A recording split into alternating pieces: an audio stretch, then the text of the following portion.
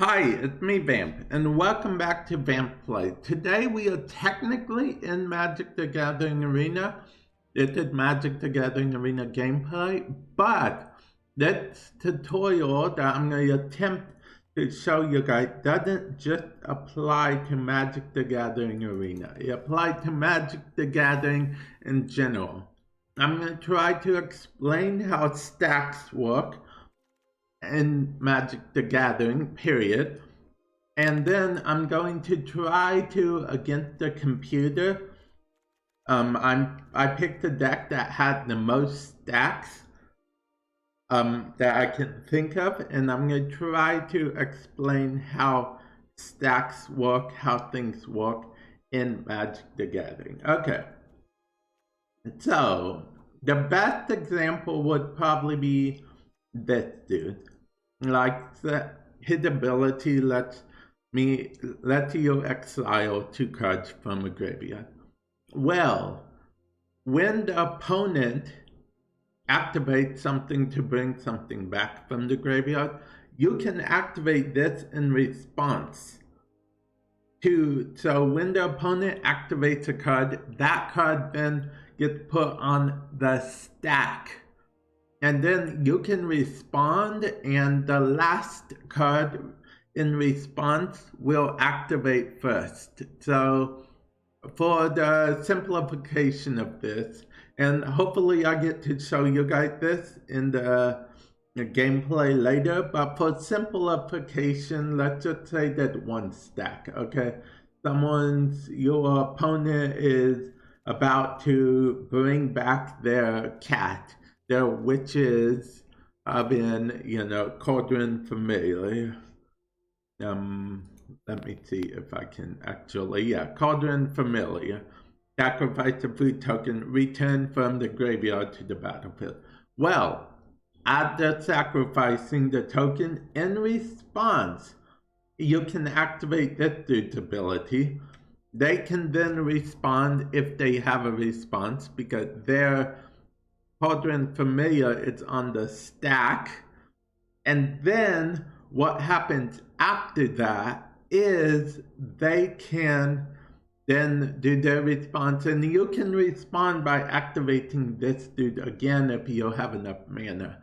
So it's multiple stacks, and how that will work is if there's no target for the thing on the stack, it will just fizzle, which means it doesn't get activated, it just goes away, no penalty or nothing.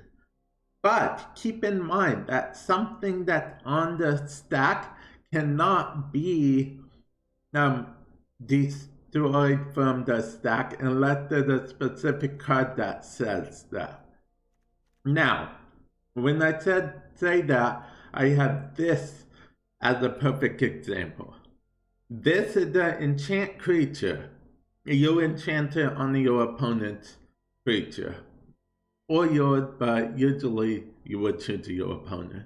Enchanted creature has, at the beginning of your upkeep, sacrifice a creature. Now, if they kill this card, if they destroy it on their turn, that's fine and dandy, nothing happens. But on your turn. But once it becomes their turn, once it becomes at the beginning of their upkeep, this gets put on the stack. So even if they destroy it, even if you destroy it, like sometimes I like to combine this with this, because once this is on the stack, it goes on the stack no matter what. Even if they sacrifice the other creature, they still have to sacrifice that. Because nothing gets negated on the stack, okay? Once it's on the stack, unless there's a specific magic card that says erase everything on the stack, then it doesn't erase anything on the stack. Okay? Things are going to stay on the stack. The reason why I mentioned this, because a lot of people, I run into a lot of games, like not too long ago, I ran into a game where I used Planeswalker, A-S-H-I-O-K,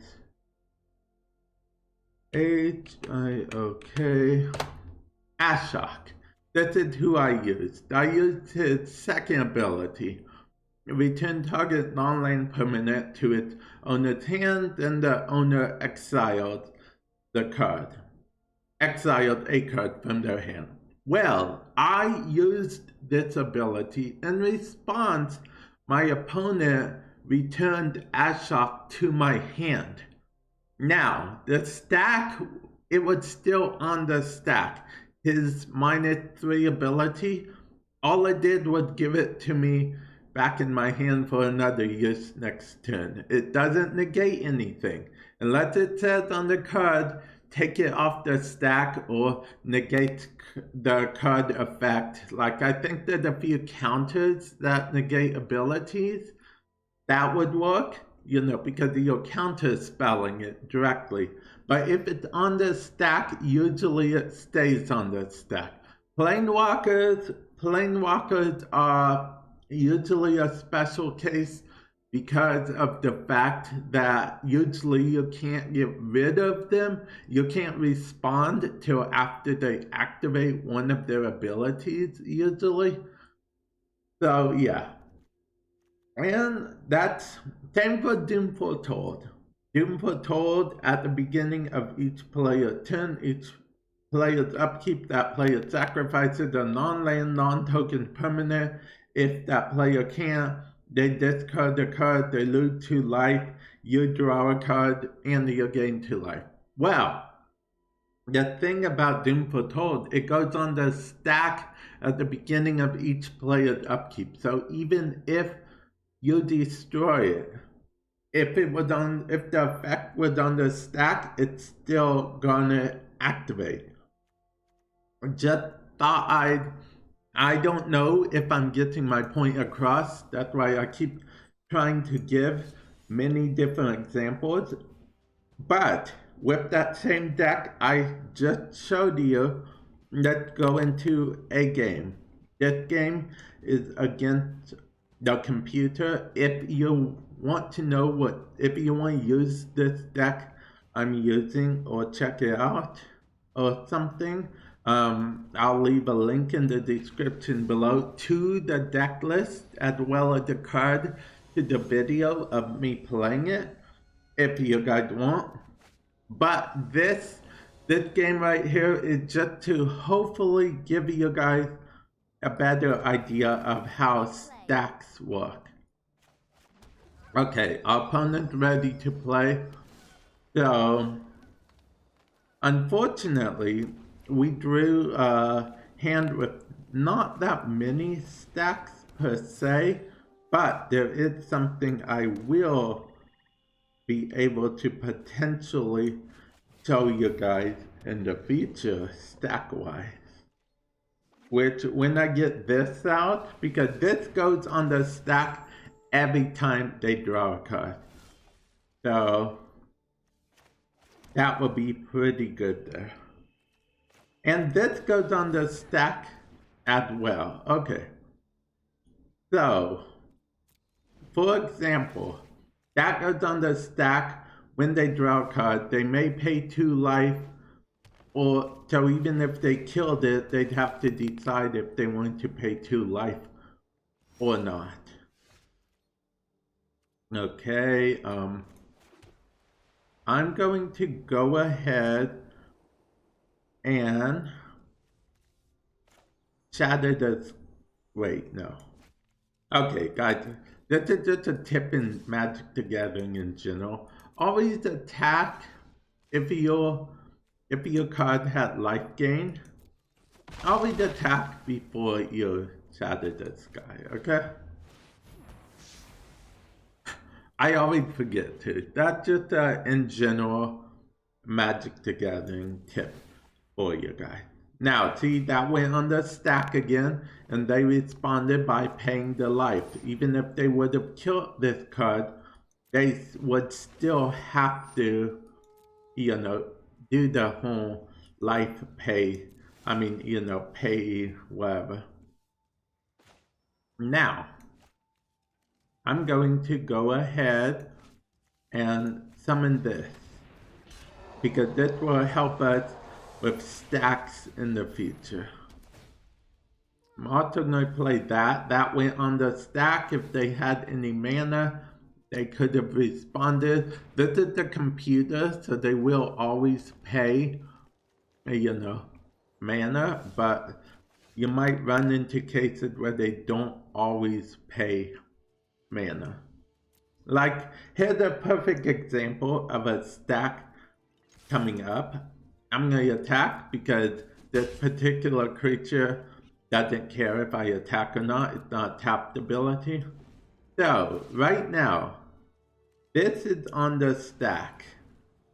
Right now. At the beginning of 10 stack. And right now, that's on the stack about to be summoned. So, at response, I can actually activate this dude's ability. And then I can also activate again while it's still on the stack. And then, so when people ask you, does the effect resolve, that's what they mean. Does it go through? Now, here's more stack stuff right here. I'm going to go ahead and attack. And then, okay, both of these activate. So they're both on the stack. Now, in the future, there might be complicated situations where you want to choose what resolves first in a stack. But right now, this is just very simple. Okay, like right now, we can respond to this. This isn't really a stack thing. This is just more of a response if we wanted to respond type thing. Which I guess we'll respond. We can gain life here. Okay, 3, right? Okay, 3. That had turned into, I guess, a full game of Magic. I mean, I don't know if we care about getting their life to 0, but we definitely will do stuff. Like, we'll go ahead, summon Liliana here. I'm gonna go ahead and, yeah, I guess we can slowly kill them. We can talk a bit more about stacks, and I could point out, like both of these triggers are on the stack, even if they were to destroy those cards right away, they'd still be on the stack. See, the computer, just attacks with everything, even if it's not the smartest choice. So, yeah. Okay. Liliana lets me draw a card. Okay. I am going to attack. I know it seemed like I'm showing you guys this deck in action. I kind of am, but that's not really my purpose reasoning for this. My real reason is to just show you guys how stacks work. Again, it's activating. Now, these in the arena, it's automatically activating. Okay, chances are they're going to try the same trick again. Yep. And that response, because that's on the stack, I can do this. And then that fizzles. Or I can be a little cheeky while that's on the stack and get rid of both of these. Now, I've been saying stack a lot. If you want to rewatch this with your friends and maybe make a drinking game out of how many times I've said stack, feel free to. Feel free to. Okay. So, we're going to go ahead Come in, another zombie. Good help is easy to find. And then we're going to attack with this. I guess we may as well finish them off. They're almost dead. I know it's just a computer, but let me know if this really helps you guys, okay? I would love to make more videos on how to play Magic. So, if this helps you guys understand stacks a little bit better, I am all for making more videos on how stacks work. Vote Rider on the stack, it activates. Vote Rider has an interesting effect involving stacks. Because basically, with Vote Rider, you can, as a response to everything, you can sacrifice stuff. So that's how you do with the Road Rider thing. And now you see why I picked this deck in particular, because it probably has the most things that go on the stack to activate. If you have any more questions, let me know in the comment section below. Like I said, let me know if this helped you guys. I'll be more than happy to make more how-to stuff in the future. And yeah, with that said, I'll catch you guys in the future. Oh, and P.S. I know this video is a little bit long. I'll try to cut down the how-to in the future. I just was so happy to make it for you guys. So hopefully this helps you guys understand how stacks work in Magic the Gathering. So without further ado, I'll catch you guys in the future. Later.